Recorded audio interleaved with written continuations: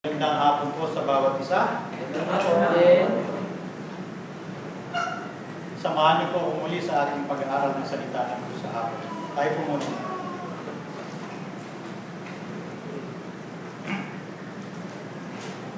Tunay nga o Diyos na napakabuti. Kami po ay kapos, kasalanan sa iyong harapan, isang maraming basahan, subalit dahil po sa iyong pag-ibig, kami po ay iyong pinakabagan. Panginoon, salamat po sa iyong anak na si Jesus. Kami po ay iyong inabot at kami po ay naligtas sa pamamagitan ng kanyang kamatayan sa Diyos. Alam po namin na siya ay nasa inyong kanang kamay sa mga oras na ito, Panginoon. Kaya ang hiling po namin sa aming sarili na ito namin ang aming mga kaisipan sa mga bagay na nasa langit. Kung saan ito po ang aming inaasahan at ito po ang aming tahanan. Gayun din, Panginoon, samahan niyo po ang bawat isa na maunawaan nila ang mga katotohanan ipapahayag sa hapon ito. Buksan niyo po ang kanilang mga isip at sana po ang mga katotohanan ay siya lamang po nila ang panahanan. Tanggapin nila ito sapagkat ito po ang bibigay ng pag-asa sa kanila. Salamat po Diyos sa inyo po namin pinagkakatiwala ang pagsamba namin sa hapon ito. Ito po ang aming samot, ito po ang aming dalangin sa pangalan ni Jesus. Amen.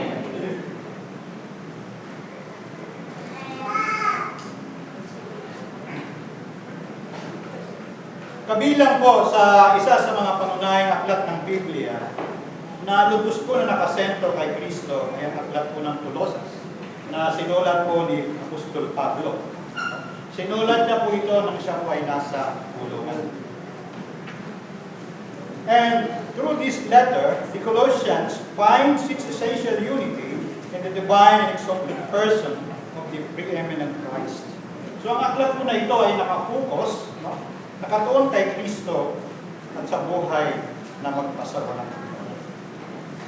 At inilarawan po sa sulat na ito ang kahalagahan ng argumento at katwiran ni Pablo kaugnay po sa mga mapanganib at mapanghamak na katuruan kinakaharap ng mga tiga-Kolosas. Meron po kasi niya tuturo sa Kolosas mga bulang mga ngaral tungkol po sa Judaismo. Ito po ay pagan worship, pagsamba sa mga anghel, and by observing certain rules and regulation, katulad po ng circumcision. Dito po sinamantala ni Pablo ang pagkakataong ito na hikayatin ang mga mananampalataya sa Kolosas. Paul encourages the Colossian believers to press on to maturity and Christ and pursuing holiness in Christ. Kaya ang panawagan po ni Pablo sa mga tiga-Kolosas na mamuhay sa paraan na kalulugod sa Diyos. So here Paul is appealing to the Colossian believers to live in a manner pleasing to the Lord. So please open your Bible to Colossians chapter 1 at basahin po natin chapter 3 I mean. Basahin po natin ang verse 1 to 4.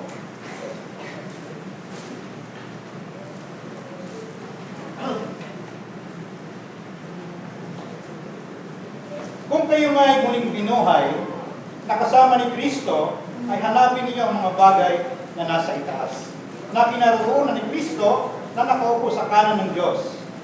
Ituunin niyo ang iyong pag-iisip sa mga bagay na nasa itaas, hindi sa mga bagay na nasa ibabaw ng lupa.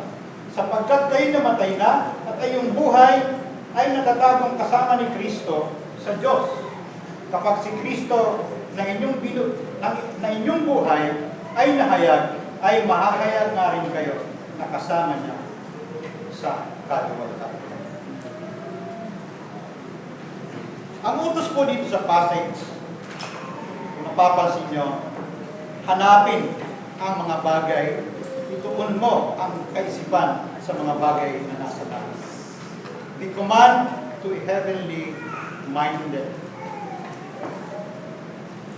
So ang mensahe ko, sa araw-araw nating pamumuhay, ang lahat ay naayon sa makalangit na kaasipan. Everything in our daily life conforms from God's heavenly perspective. At ang ating objective, ang ating layunin, our goal in is heaven. Sabi po ng isang American evangelist, founder of Campus Crusade for Christ, na si Bill Bright, ganito po ang kanyang sinulat. And I quote, "If you never left your eyes to the goal, you will never be drawn toward it. If you never think about heaven, it will never have any attraction for you." So remember this, brothers and friends, heaven is our real home. Naniniwala po ako, it is possible to determine a person's true character by finding what they really loves and what their goals are. So naniniwala po ako na posible na malaman mo ang tunay na katangian o karakter ng isang tao sa pamamagitan ng mga bagay na gusto nila at kung ano ang kanilang layunin. Namay po, nais kong tanungin ninyo ang iyong sarili. Tatlong katanungan ang inyong pong tatanungin sa inyong sarili. Tatlong katanungan na kung ano ang mga bagay na pinagkakaabalahan mo ngayon. Ano ang tatlong bagay na pinakagusto mo? At ano ang tatlong bagay na iniisip mo na pinaka? Things you think about the most. Ang iyong sagot po sa mga katanungang ito ang magsasabi ng tunay ng katangian, tunay ng pagbigay. Alam niyo po, ganito ang pamamaraan ginamit ng Panginoong Jesucristo upang malaman ang tunay ng katangian ng isang tao. Basahin po natin ang Mateo, kabanatang 6, talata 2. Sabi ng Panginoon, sapagkat kung nasaan ang iyong kayamanan, naroon din naman ang iyong puso. So the heart is the set of the emotions. So tinitiyak ng puso kung paano at ano ang ating iniisip. At sabi po ng Kawikaan, 23, talatang 7, sapagkat kung ano ang iniisip niya, sa loob niya ay gayon siya. So kung ikaw ay tapat sa iyong sarili, matatagpuan mo ang malaking bahagi ng iyong damdamin at maging ang pinapahayag ng iyong isip ay ituon ang sarili sa mga bagay sa mundo kaysa mga bagay na sa Diyos. So dalawang bagay po ang ating pag-aaralan tungkol dito. Una, yung mahirap na sitwasyon. The difficult belief. Mabasahin po natin ulit yung verse 2 ng ating text. Set your minds on things that are above, not on things that are on earth. Ituon ninyo ang iyong pag-iisip sa mga bagay na nasa itaas, hindi sa mga bagay na nasa ibabaw ng lupa. Now here is the word from Richard Baxter. Sa kanya pong classic devotional book na The Saints' Everlasting Rest. And he wrote, "Why are not our hearts continually set on heaven? Why dwell we not then in constant contemplations, and let not those thoughts be seldom and cursory, but bath thyself in heaven's delights?" Bakit po mahirap sa Kristiyano ang ituon ng kaisipan at damdamin sa mga bagay na nasa langit? Sa mga bagay na magkasukatan. So the question, why is it so hard for God's people to be heavenly-minded people while here on earth? So maaaring ang sagot ng iba sa atin dito, dahil sa ang tao ay likas na makasalanan. Madaling sabihin, ano po? Dahil ang tao ay likas na makasalanan. Maaaring may ilang katotohanan dito. But the truth is that Christians have two sets of desires. Dalawang nasa nag-aaway sa isa't isa, warring against one another.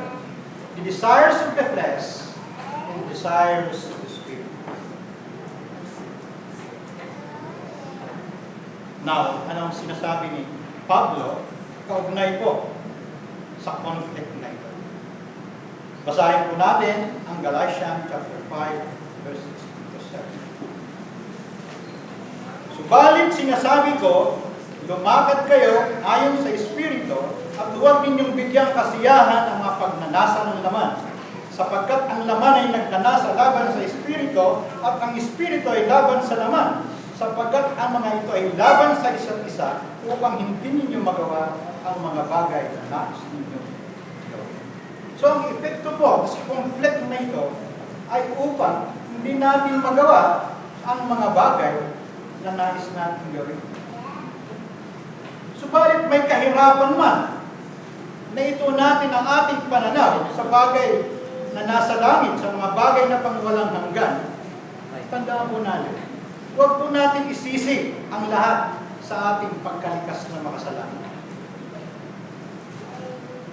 Sapagkat ang katotohanan, sinabi ko ng Biblia, inilagay ng Diyos ang Kristiyano sa mahirap na sitwasyon.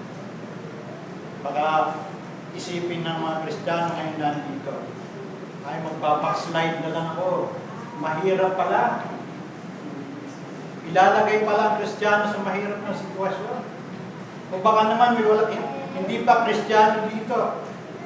Iisipin na, ayoko na maging Kristiyano. Mahirap pala.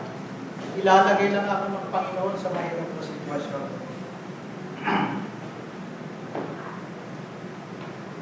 Alam niyo po,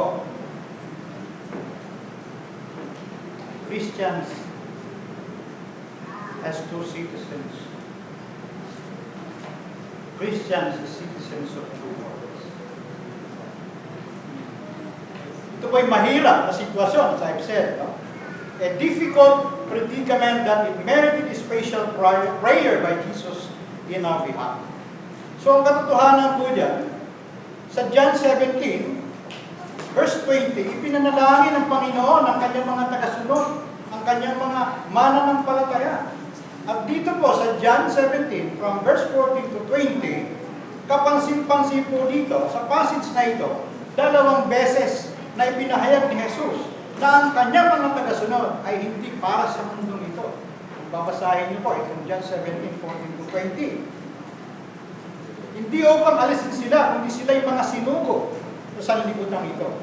Tulad ng Panginoong Jesus na sinugo ng Ama sa sanlibutan ito. Na ang problema, paano makakapamuhay ang Kristiyano sa sanlibutan ito? Kasama ang responsibilidad, kasama ang tukso, na walang pag-ibig at pagsang-ayon sa kahalagahan at importansya ng mundo. So how can a Christian live in this world with its responsibilities and temptations without loving this world and being conformed to its values? So posible ba? Now, ang tension po sa sitwasyon tungkol sa bagay na ito is addressed throughout the Bible. Tulad po ng sinasabi sa Philippians chapter 3 verse 20 na ang ating pong pagkamamamayan ay nasa langit. So we are citizen of heaven. Our citizenship is heaven. At tayo ay mga kapwa-mamamayan ng mga binanal ng Diyos na nasa langit na nakauna na sa atin. At ang mga Kristiyano, ang mga tagasunod ni Kristo, ay hindi po naglilingkod kung nakikiayon, nakikisangkol sa takbo ng mundo. Ang kanilang mithiin, ang kanilang layunin ay luwalhatiin o bigyan ng kasiyahan ng Panginoon. So on the other hand, the Bible also speaks of some very different responsibilities we have while on earth. So meron pong mga ilang responsibilidad dito sa mundo ang tahasang sinasabi ng Biblia na pumipigil upang ituon ang isipan sa langit. May pumipigil. Halimbawa po, responsibilidad sa trabaho. Marami sa atin dito ang nagtatrabaho. Ang responsibilidad sa trabaho, ang araw ng pagtatrabaho ay 7 days lang. 6 days, 14 days. Pinagawa natin 7 days. Ang working hours, 8 hours. Ang iba sa atin dito, I'm sure, 12 hours. Tatrabaho. Totoo po yan. No? Kaya nakakalimutan natin ang Panginoon. Nakatuon tayo sa ating trabaho. Alam niyo po, nagtrabaho ako sa private company for 25 years. Lahat po ng sinabi ko naranasan ko, mahigit pa. 24 hours ako nagtrabaho. Bakit? May shipment day. Kailangan tapusin. Hindi pwedeng hindi tapusin. Magbabayad ng kumpanya. So we work for 24 hours. May shift out namin para. So, nakakalimutan natin ang Panginoon. Maging ang pamilya ko, minsan, may isang tabi na priority ng trabaho. Isang responsibilidad natin dito sa mundo, pamilya. Pamilya. Overtime, dahil responsibilidad natin, marami tayong mga bayarin. Water bill, electric bills, ano pang mga bills yan, housing loans, etc.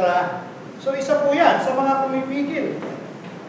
Isang responsibilidad natin higit sa kalusugan, sa pera. Puro pera na lang iniisip, wala na yung Panginoon. At marami pa pong iba. No? So ang tanong, paano magkakaroon ng kaisipang panglangit ang Kristiyano kung nakatuon ang sarili at responsibilidad sa mundong ito? Mahirap, di po ba? Difficult dilemma. Now, ang kasagutan ko sa problema ito ay ang sinasabi ni Pablo sa ating text sa verses 1 and 2. Kung kayo may muling binuhay na kasama ni Kristo, so ang tinutukoy po dito ay mga mananampalataya, ano po? Kung kayo may muling binuhay na kasama ni Kristo, ay hanapin ninyo ang mga bagay na nasa itaas, na kinaroonan ni Kristo na nakaupo sa kanan ng Diyos. Ituon ninyo yung pag-iisip sa mga bagay na nasa itaas, hindi sa mga bagay na nasa ibabaw. Now, ayon po sa ating text, according to our text, to be heavenly minded simply means to conform everyday desires, attitudes, and action to the image of Christ. O sa simpleng kahulugan, ibigin mo kung ano ang iniibig ni Kristo. Loving what Jesus loves, thinking like Jesus thinks, and viewing everything in our daily life from His heavenly perspective. So kailangan po makita sa araw-araw nating pamumuhay na ang lahat ay mula sa Kanyang makalangit na galing. So maaaring sinubukan na natin ito, na ituon ang ating kaisipan sa mga bagay na nasa langit. Maaaring ginawa na natin ito ng maraming beses, ngunit hindi magawa ng tuloy-tuloy. Walang consistency. Kung minsan ginagawa, kung minsan hindi. So ibig bang sabihin, dahil hindi natin magawa ito ng tuloy-tuloy, no? Hindi natin magawa ng maayos, ay huwag na natin pahalagahan. Baliwalain na lang natin at magpatuloy na lang tayo sa maling kapakanan. Ngunit may magagawa. May pamamaraan upang makapagpatuloy tayong makalakad sa katuwiran. Maituon ang ating sarili at kaisipan sa bagay na nasa langit at sa mga bagay na magpasawalan. Babasa po tayo ng Biblia. Nakakarinig tayo ng pangangaral.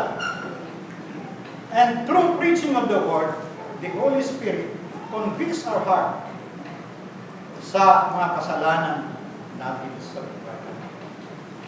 Determinado tayong ayusin, iwasto ang mga bagay na mali sa buhay natin. Alisin ang mga mundong hangarin sa buhay at palitan ang mga bagay na hindi na pang mga Diyos. Nanalangin tayo, humingi ng lakas at ipinapahayag natin ang ating desisyon at commitment sa Diyos. Ngunit, nagawa man natin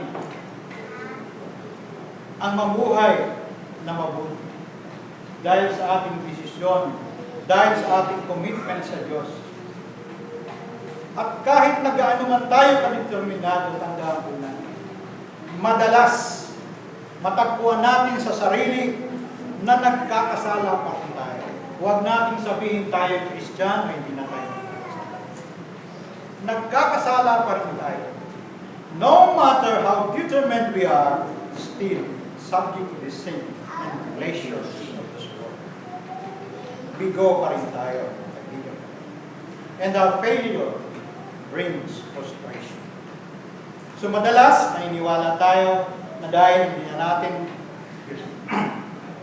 madalas naniniwala tayo na dahil hindi tayo makapamuhay na may kabanalan, wala na pong halaga pag sumikapang kawalan. Subalit, tandaan po natin, sa pamamagitan ng Biblia at pakikinig ng pangangaral ng salita ng Diyos, kumikilos po ang banal na Espiritu sa ating puso. The Holy Spirit convicts our heart and the whole thing starts over. Now, the second point is determining your desire. Hangaring tunay at may katiyakan. Kung tayo po ay may ninanais, may hangarin, gusto po natin ay may katiyakan at gusto natin na may katuparan mangyari ang ating ginagawa. Now, meron pong kwento with regards to the second point. If we give an illustration with regards to this. Meron pong isang pangyayari. This is an interesting incident sa buhay po ng isang great military leader. Isang araw, ang kabayong mahalaga sa kanya ay nakawala. So nang makita ito ng isang kawal, bumaba ito at hinabol ang kabayo at hinuli niya ito. So nang binalik na ang kabayo sa general, nakangiti ito sa kanya at ganito ang sinabi doon sa kawal. Thank you, Captain. So sabi doon sa kawal, thank you, Captain. Salamat, Kapitan. So, sobrang kagalakan ng kawal na ito. The overjoyed private soldier immediately took his old uniform to the quartermaster. Kung kasi ako sa quartermaster, tinanggal niya ang kanyang uniforme. At pinalitan niya ito ng uniforme ng kapitan. In an instant, the commander-in-chief had changed his status. So mula po sa mababang pribadong tawag, from that of a lowly private to that of a commissioned officer. So hindi po niya minsan pinagdudahan ang salitang sinabi ng commander.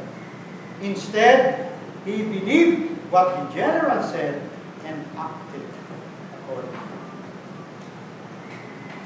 So in the same way, Jesus Christ has by a single act forever changed our status before God. Sa pamamagitan po ni Kristo na bago po ang ating katatayuan sa harapan ng Diyos. In verse 3, sinasabing ganito, sapagkat kayo namatay na, ang iyong buhay ay natatagong kasama ni Kristo sa Diyos. Sa pamamagitan po ng kamatayan at muling pagkabuhay ng Panginoon, tayo na dating kaaway ay binago upang maging mga anak ng Diyos. Kaya ano po ang ating responsibilidad bilang binago? Manatili at kumilos ayon sa bagong kalagayan. To act in a way that is consistent with our new status. That is what Colossians 3 all about.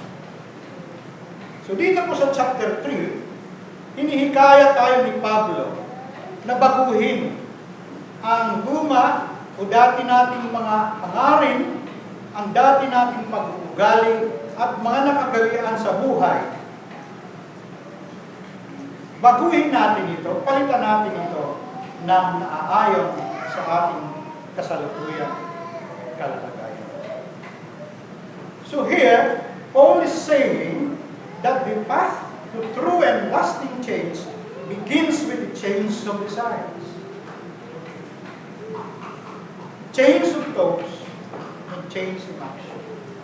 Kung meron pong pagbabago sa ating naisin, sa ating hangarin, meron din pagbabago sa ating kaisipan, at yan po ay magre-resulta sa ating pagbabago, sa ating gawa, sa ating pagbabago.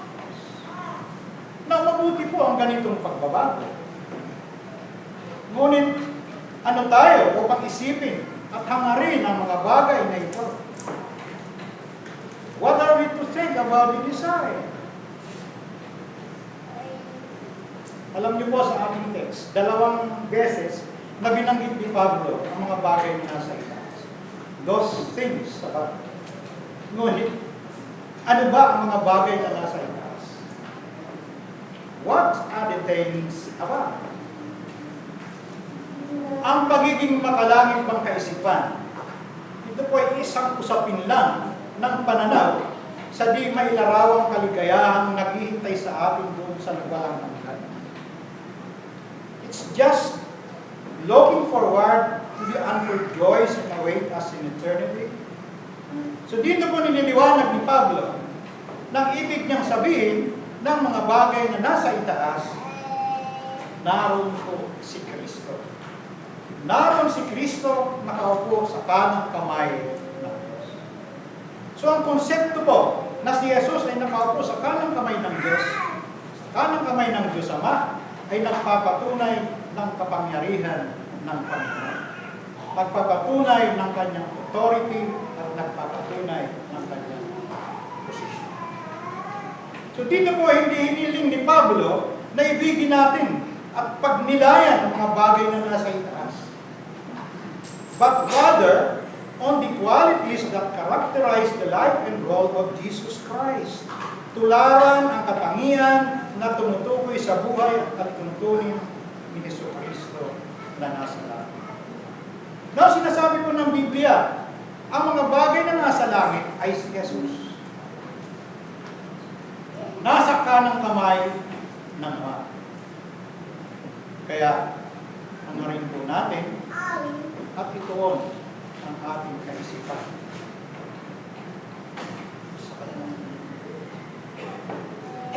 And to be heavenly minded means to continually desire and long for, to pursue after those qualities characterize the life of Jesus Christ.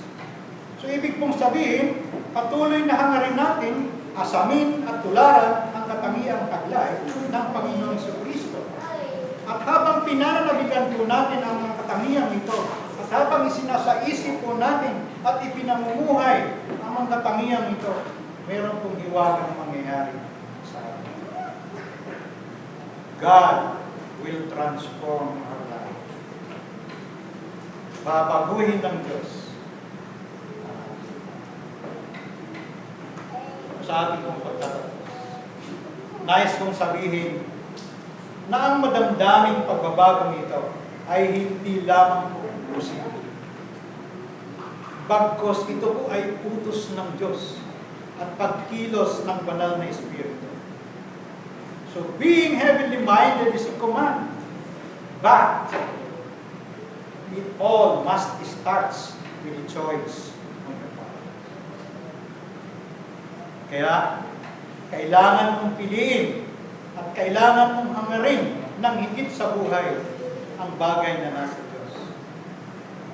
Subalit, hindi mo magagawang piliin ito hanggat ihiwalay mo ang iyong sarili sa pagiging makamundong kaisipan.